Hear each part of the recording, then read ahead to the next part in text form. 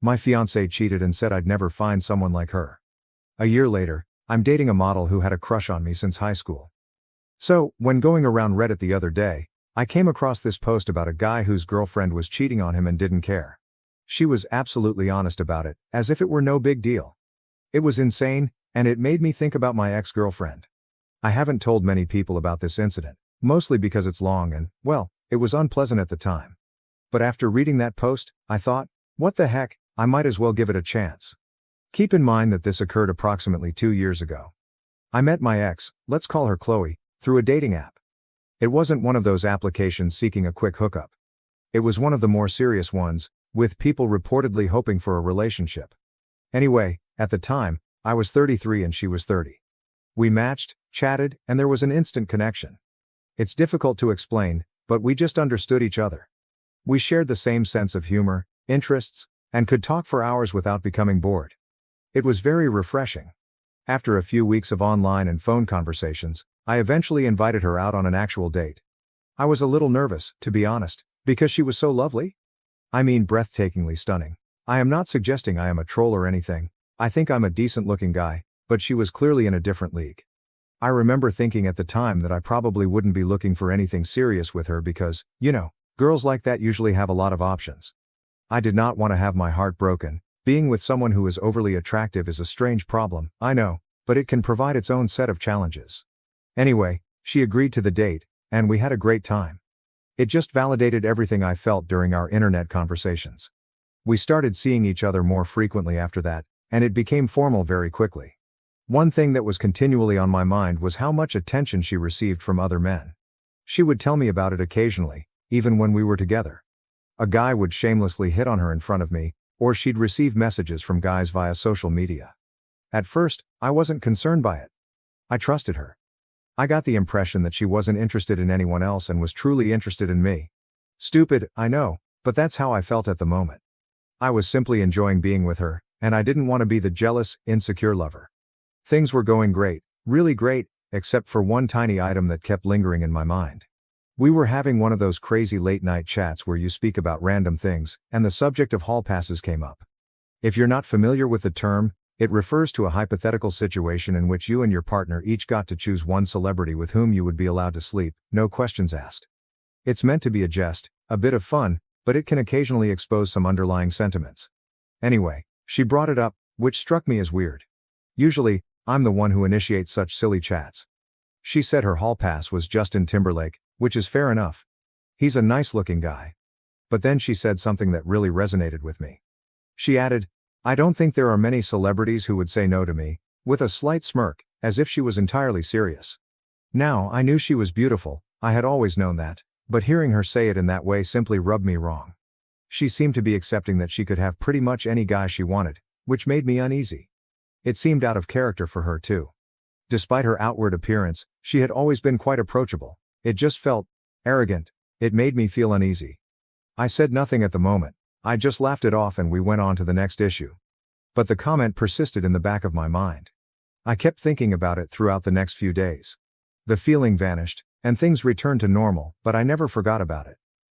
The shift in her behavior, things were going really well for a while after the hall pass chat, but then I noticed a shift in her behavior. It was faint at first, but as time passed, it grew increasingly clear. She began arriving home later than usual. Normally, she'd arrive home from work about 6 p.m., but she began arriving at 7 p.m., maybe 7:30, or even later. And what were the arguments she gave? They were basically lame excuses. She'd say things like, oh, I just lost track of time, or I ran into a friend and we chatted for a bit. It was strange because she used to be so thorough about her day. If she was late due to work, she'd tell me everything, what project she was working on, who she spoke with, and so on. Now, it was simply these vague, meaningless reasons. On top of that, she became quite irritable. If I inquired why she was late, she would snap at me. She'd become defensive, claiming I was being overly controlling or that I didn't trust her. I didn't want to fight, so I usually backed away. I am not a confrontational person, especially when someone is already in a foul attitude. However, the late nights persisted, as did the nebulous reasons. My suspicion began to deepen. It was like a small voice in the back of my head saying, something's not right here. I tried to ignore it, but it became increasingly difficult. confrontations and denials. Finally, I asked her if there was anything wrong. I said, "Is everything okay? You seem different lately?" She denied it, of course. She responded, "No, everything's fine. I'm just stressed with work." The usual. I wanted to believe her. I actually did. A few days passed, and the same things happened. I couldn't keep it in anymore. I informed her again that her behavior was unusual and that I was concerned. This time, she appeared to understand what I was saying. In reality, she apologized, claiming that it was all due to stress and exhaustion and insisting that it was nothing personal. I got what she was saying. But I couldn't get myself to believe it. The fake explanations after that chat, things appeared to improve, at least on the surface. She was more receptive and conversational. When she got home late, she'd tell me stories about what she'd been doing. But they simply felt hollow. There was something about the way she told them, the lack of information, the avoidance of eye contact, that didn't feel right. I remember one particular night. She arrived home late and told me a story about running into an old coworker and having drinks with him. And I knew she was lying. It was like a light bulb went out in my head. I can't describe it, but I received the overpowering impression that she was hiding something really important. And that's when the thought occurred to me. She was having an affair. It wasn't just a minor issue or misunderstanding. This was a full-blown affair.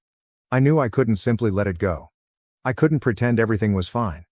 I needed to discover the truth, one way or another. Her conduct had shifted dramatically from the woman I first met. It was impossible to ignore. This was not the person I had fell for before. Something was clearly wrong, and I was determined to find out what it was. The plan. Okay, I'm sitting there, convinced that my girlfriend is cheating on me. My initial thought was, I need to check her phone. I mean, that's where all the proof should be, right? Text messages, emails, social media, everything. But I quickly knew it wouldn't work. First and foremost, she was always on her phone, making it very impossible to take it away long enough to conduct a thorough search. Even if I did comprehend it, I'm not exactly a tech expert. I wouldn't know where or what to look for, and she'd probably removed anything damning anyhow. Plus, I needed proof. I didn't want to locate a questionable text message and then confront her with it. I wanted to catch her in the act, to know without a doubt. So I decided to take a different way. Hire a private investigator. Yeah, I understand. It seems like something out of a film, but I was desperate. I needed the truth. And I wanted someone who knew what they were doing to guide me to it. I wanted to know who this guy was and where they were meeting. I conducted a Google search for private investigators in my area and discovered one with positive reviews. I contacted them up and scheduled a meeting. I remember being quite scared when I walked into their office. It seemed like I was accepting defeat. I sat down with the investigator, a guy who appeared to have seen it all before, and told him everything. I recounted the entire event, from the hallway conversation to the late nights and lame explanations. It took a while, but he just listened calmly and nodded. He made no judgments about me. He did not make me feel foolish. He was just listening. Then he stated he'd seen this type of thing 100 times before. He preferred to do surveillance for 2 weeks because her late nights were variable, but this would be somewhat costly. We ultimately agreed on 10 days. I gave him all of her contact information, including her phone number, email address, and where she worked. Before I departed, he told me not to contact him until the 10 days were up, unless it was an emergency. It'll be difficult, he told me, but you need to let me do my job. I agreed. I knew it would be torment, but I had to believe him. The longest 10 days of my life. These 10 days were among the longest of my life. It was awful to know that this investigator was following my fiancée and could unearth proof that confirmed my darkest concerns. I felt helpless, just waiting, wondering, and thinking all kinds of possibilities. It was difficult to focus on anything else. Work was a nightmare. I could not sleep. I barely ate. And the worst part? Throughout the 10 days, she consistently arrived home late. 3 times, she arrived home after 9 p.m., using the same tired, pathetic justifications. Oh, I had last-minute plans with some friends. Traffic was terrible. She had no idea that every time she said those things, it further confirmed my suspicions that she was lying. Each time she was late, I thought, okay, this is it? This is when the investigator will catch her. It simply offered him more opportunities to get the evidence I required. The truth comes out. Finally, the 10-day period ended. The investigator phoned me precisely on time. He didn't say much over the phone, just that he had the information I needed and asked if we could meet in person. I answered, yes, absolutely. This was something I needed to hear face to face. I couldn't bear hearing this kind of news over the phone. I had been waiting for what seemed like an eternity, and I needed to see his expression to know for certain that what he was telling me was true.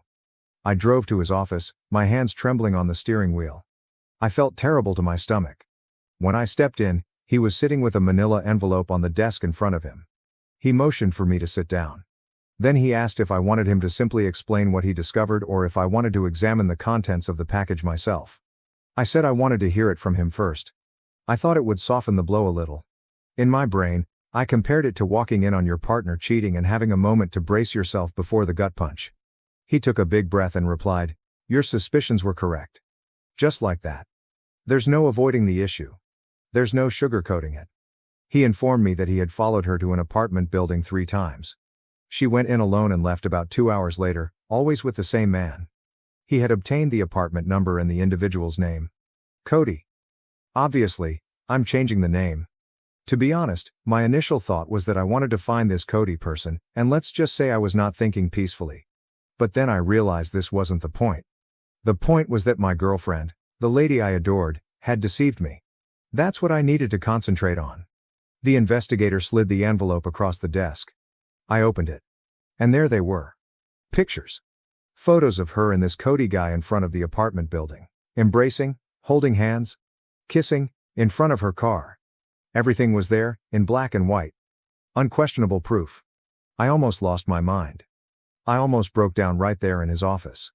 It was one thing to suspect something, to have a gut instinct. But seeing it with my own eyes was a very different experience. The visual evidence was very overwhelming. I managed to keep back tears, although it was difficult. It wasn't just the affair, it was the realization that my entire life, the future I had planned with her, was falling in front of me. The confrontation, I wasn't sure what to do next, but I knew I had to get to the bottom of this. I was about to confront her. When I arrived home, I asked her to sit down. I did not yell. I didn't create a scene. I said quietly, "We need to talk." She was aware that something was off. She saw it on my face. She sat down, and I simply lay everything out. I informed her I knew about the affair. I told her I'd hired a private investigator. I informed her that I had proof. Her first emotion was shock. She simply stared at me, her mouth slightly wide. Then she attempted to calm down, to act as if nothing had happened. But I wouldn't have it. I told her what the investigator told me. About the residential building. About Cody. Everything. And she simply sat there. Silent. She did not refute it. She did not apologize. She did not even attempt to explain. She just sat there listening. The more I talked, the angrier I became. Her silence was infuriating. She didn't seem to care, or to be sorry for what she'd done. Finally, I could not take it any longer. I told her I wanted to break up. I responded, "I can't do this anymore, I can't keep playing this song and dance, I'm done." And then, she did something very unexpected. She laughed. She stepped up as if to frighten me and began this full monologue. "You want to leave me?" she inquired. "Are you kidding? So what?" I had a little bit of excitement on the side. It was just physical. It didn't mean anything. I'm a cheater. Fair. But where do you think you'll go from here? Do you think you'll ever get someone like me again? Hasn't it been clear to you over the years that I'm out of your league? It was one time, is that what you want to destroy our lives over? She spoke a lot more in that vein, essentially attempting to make me feel lucky. That I should simply be grateful to be with her, even if she cheated. Can you believe it? I was stunned. I knew she was arrogant, I knew she thought well of herself. However, this was a whole new level. This was not a sincere apology. This was hardly the reaction of someone who had been caught and wanted to make amends. This was the response of someone who didn't give a damn. Someone having a genuine F-it attitude. A true crash-out mentality. It seemed as if her ideal scenario was for me to simply accept that she was too good for me, that she would do whatever she pleased, and that I should be content to be along for the trip. She honestly believed I wouldn't have the courage to leave. That's how proud she was of herself. Her comment struck me like a ton of bricks. I'd felt wounded and outraged before, but this was different. This was pure fury. I'd never felt anything like it. I stood up, looked her directly in the eyes, and told her how much I detested her. I don't remember the precise words, but they were along those lines. And then I walked out. I didn't bring a bag. I did not say farewell. I simply stepped out the door. I couldn't bear to be in the same room as her for another second. I felt completely betrayed. It was over. The aftermath: I ended up staying the night in a cheap motel. I couldn't return to the house, not yet. I just needed to be alone and contemplate all that had transpired. I laid there in that uncomfortable bed, staring at the ceiling, rehearsing the confrontation in my mind over and over. I couldn't believe the way she reacted. It was simply unbelievable. The next day, I returned to the house to get some of my belongings. I assumed she would be at work. But she was present. She appeared to have been crying, but she was attempting to play tough, as if nothing was wrong. And then, get this. She had the nerve to reply, "I knew you'd be back," with a smug little grin on her face. As if I had just thrown a small tantrum and crawled back to her. I didn't say anything. I just went inside and grabbed some clothes, toiletries, and other necessities. I knew I couldn't acquire everything at once, but all I wanted was to get out of there as soon as possible. I replied, "I'll be back for the rest of my stuff later." She just stood there staring at me, her face filled with disbelief. As if she couldn't believe I was leaving. She said nothing till I was walking out the door. Then she merely whispered something under her breath, which I didn't catch. And frankly, I didn't mind. I've been trying to understand why she acted the way she did. I'm still having trouble wrapping my head around it. Perhaps she was looking for validation or excitement outside of our relationship. Perhaps she was insecure about becoming older or about our routine.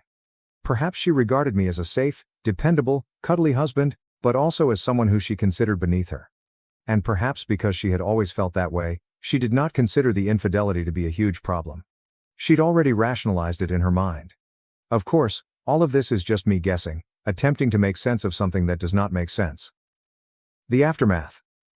After I departed, she began contacting me.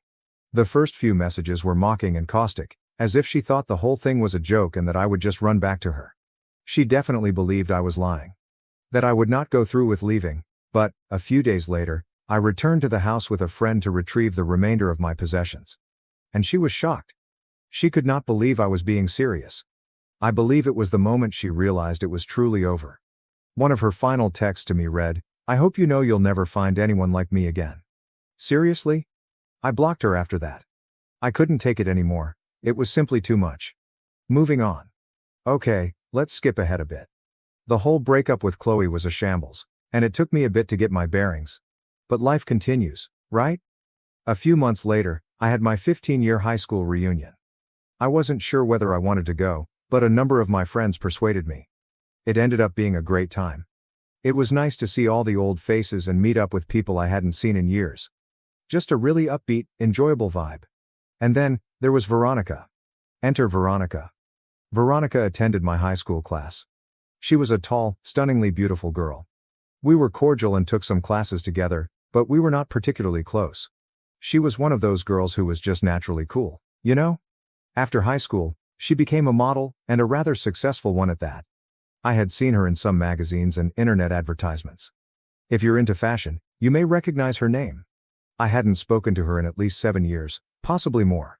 So I'm at the reunion, having a nice time, when I realize that Veronica isn't present. However, her best friend from high school was. They were still really close, which I thought was fantastic. It demonstrated that Veronica had not changed much despite her success. I went over to see her friend just to say hello and catch up. We were talking, and she kept a wide smile on her face the entire time. When I named Veronica, her smile grew even wider. She made a face and continued. "I know she's going to kill me for telling you this, but, you know she's always had a crush on you?" I just chuckled. I mean, come on. Veronica, a successful model, have a crush on me? It appeared utterly ludicrous. Even in high school, we didn't run in the same circles. We were friendly, but not more. There was no way. Also, becoming a model now? There's no chance. It was flattering, of course, to think that someone like her would find me beautiful. But I assumed that was just a high school event that she'd long forgotten about. I told her buddy that I didn't think Veronica remembered me, but she insisted. She explained that Veronica had requested her to check me out at the reunion to see if I still looked as nice as I did in high school. And then she continued. "She's still into you, so if you're single and you're not scared of girls with baggage, you might as well give it a shot." I spent the remainder of the night reflecting on the talk. It was all so unexpected. I won't lie, it felt wonderful to know that someone like Veronica was interested in me, especially after what had occurred with Chloe. It felt as if here was this woman who my ex would have deemed out of my league, and she was allegedly crushing on me. It made me understand how useless Chloe's remarks were, and how much she wanted to bring me down. It provided a significant confidence boost. Taking a chance. Following the reconnection, I decided to take a chance. I figured, what could I lose? I decided to contact Veronica online, as the kids say. I found her on Instagram and messaged her. I also informed Veronica's friend that I was going to message her in case she did not check her direct messages from people she did not follow. I did not want my message to be lost in the mix. And then I waited. And waited. And waited. I waited 5 days and heard nothing. I'd completely forgotten about it, to be honest. I believed she was probably busy, or that her buddy had exaggerated things. I wasn't too concerned about it. But, ultimately, she replied. And her message was quite enthusiastic. She wrote, "Oh my gosh, Keith, it's been so long. Now, I've heard that the more letters a woman repeats in her text to you, the more she likes you. I'm not sure if it is accurate, but it felt like a good sign." We began messaging back and forth, catching up on pretty much everything. We spoke about high school. About what we have been up to since then. About our jobs. Our families. Everything. After a few days, Veronica recommended we switch to FaceTime. She claimed she was tired of typing so much. I was delighted, of course, and we began making video chats virtually every day. A deeper connection. During those video talks, I began to understand more about her life as a model. She told me everything about the industry, the travel, the photo shoots, the ups and downs. She was in Brussels at the time, working on a campaign, and even gave me some photos from the set. That was fascinating. And it was awesome to watch her in her environment. It also allowed us to connect on a deeper level while being thousands of miles apart. After a few weeks of almost daily communication, it began to seem like we were dating. We hadn't formally called it that, but it seemed like more than simply friendship. So, I decided to be a little corny and simply ask her, "What are we?" She chuckled and said we were really wonderful friends, but she wanted to be more. I saw this as a cue to ask her if she wanted to be my girlfriend. She quickly agreed. With no hesitation. It was a wonderful feeling. The long-distance challenge. Obviously, the long-distance aspect was challenging. She was a model traveling the world, while I was here doing my regular work. I had a long-distance relationship when I was younger, and I despised it. It was difficult to maintain that connection, to feel like you were truly a part of each other's lives. But this was different. This was Veronica, and she was already so important to me that I was willing to go to any length to make it work. So I booked a flight to Brussels to see her. She was going to be there for a few weeks working on a project, so I decided it was the perfect time to see her and get a taste of her culture. The trip that changed everything. The trip was just stunning. Brussels was beautiful, of course, but being there with Veronica was incredible. It seemed like a dream come true. It taught me that I shouldn't give up on love because of a single negative experience, that there were still excellent people out there, people worth the effort. She even brought me to one of her photo shoots. I got to watch her work, see her in her element, cheer her on from the sidelines, and take some of my own photos. It was so great to watch her doing what she loved, and it made me feel even more connected to her, as if I were truly a part of her life. The Instagram mishap. So I was in Brussels, having the time of my life with Veronica. I took a lot of photos during the photo shoot and decided to share a few of them on Instagram. I didn't upload them to my main feed, though. Instead, I shared them on my close friends story, expecting just a limited group of individuals to view them. Here is the thing. I completely forgot about my ex, Chloe, who was still on my close friends list.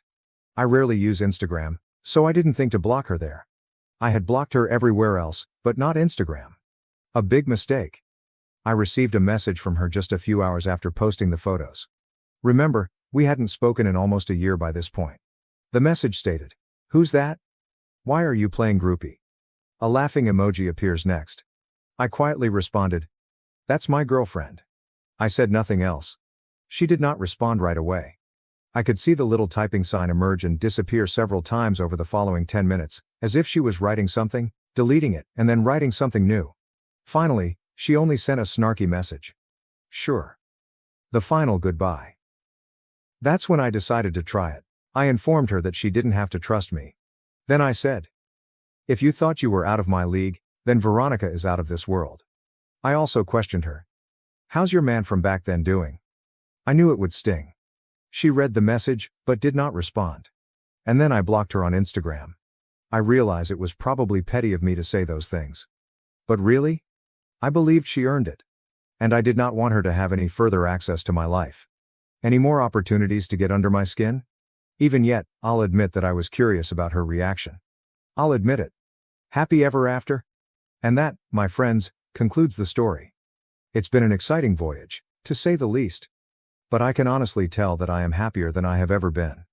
Veronica and I have been dating happily ever since our vacation to Brussels. And I won't lie, I'm thinking about proposing before the end of the year. Don't tell her, however. Veronica is a true blessing in my life. She is kind, she's funny, she is intelligent, she's stunning, both inside and out. And she makes me feel like the luckiest man in the world. I am really relieved that things did not work out with Chloe, because if they had, I would not have met Veronica. I understand that some people may criticize me. Could respond, oh, he's just with her because she's a model. Thus, long distance never works. But I don't care. I refuse to let anyone's criticism spoil my relationship with Veronica. She is great, and I'm quite thrilled.